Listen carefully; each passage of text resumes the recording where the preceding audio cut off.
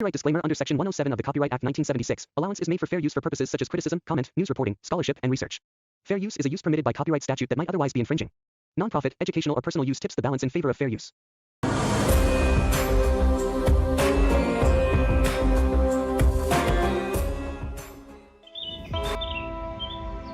దక్షిణ భారతదేశపు పవిత్ర భూమిపై కోట్లాది మంది భక్తుల ఇలవేల్పు, ఆపదలో ఉన్న వారికి అభయహస్తం చాచే మహాశక్తి ఆమె లోకమాత శ్రీ రేణుకా ఎల్లమ్మ. ఈ కథ ఒక దేవత గురించి మాత్రమే కాదు, మన ధర్మం, మన సంస్కృతి, మన మూలాల గురించి తెలియజేసే సత్యకథ.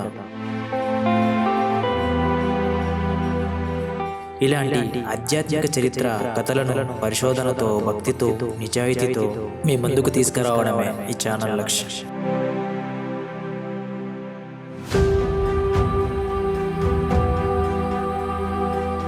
సౌందత్తి ఇది కేవలం ఒక పుణ్యక్షేత్రం కాదు, భక్తి, త్యాగం, సమానత్వం ఒకే చోట కలిసిన శక్తి కేంద్రం.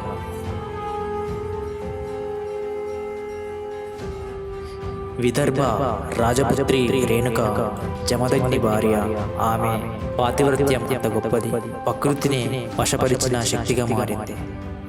ప్రతిరోజు రేణుక పచ్చి ఇసుకతో కుండను తయారు చేసి విషసర్పాన్ని చుట్టాగా చేసుకుని ఆ కుండలో నీటిని తెచ్చేది. రేణుక ఆ నీటితోనే ఆశ్రమం జీవితం సాగేది.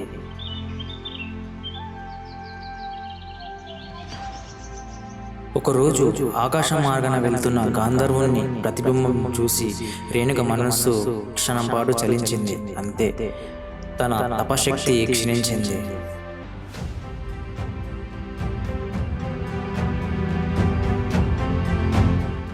జమదగ్ని మహర్షి రేణుకకు 4 కుమారులు.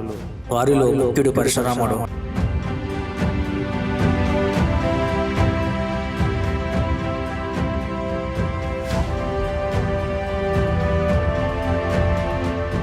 మిగతా కుమారులు ఉరుమతి, ఉత్సాహుడు, విశ్వావాసుడు. తండ్రి అయిన జమదగ్ని మహర్షి తన కొడుకులతో ఇలా అన్నాడు: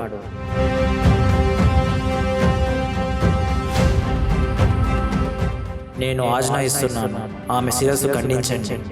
ఆ 4 కుమారులు వెనుకడుగు వేశారు. కానీ తండ్రి మాట వేదంగా భావించిన చిన్న కుమారుడు పరశురాముడు ముందుకు వచ్చాడు.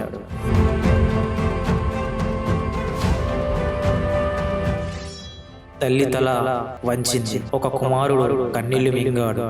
ఈ త్యాగమే లోకమాత జన్మకు బీజం వేసింది.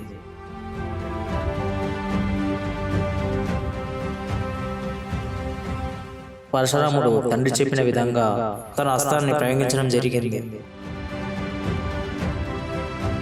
అప్పుడు పరశురాముడు జమదగ్ని మహర్షితో, తండ్రి, మీ యాజ్ఞ నెరవేర్చాను, నాకు ఒక వరం ప్రసాదించండి, నా తల్లిని తిరిగి బతికించండి అని మాటలు పలకడం జరుగుతుంది.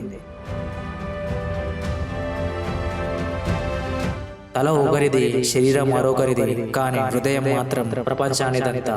కులమతాలకు అతీతంగా ఆమె ఎల్లమ్మగా అవతరించింది. నేటికి సౌందత్తి క్షేత్రంలో అమ్మ మహిమలు వినిపిస్తూనే ఉన్నాయి. పసుపు బండారాన్ని ధరించి అమ్మను కొలిచే ప్రతి భక్తుడికి ఆమె తోడుంటుంది.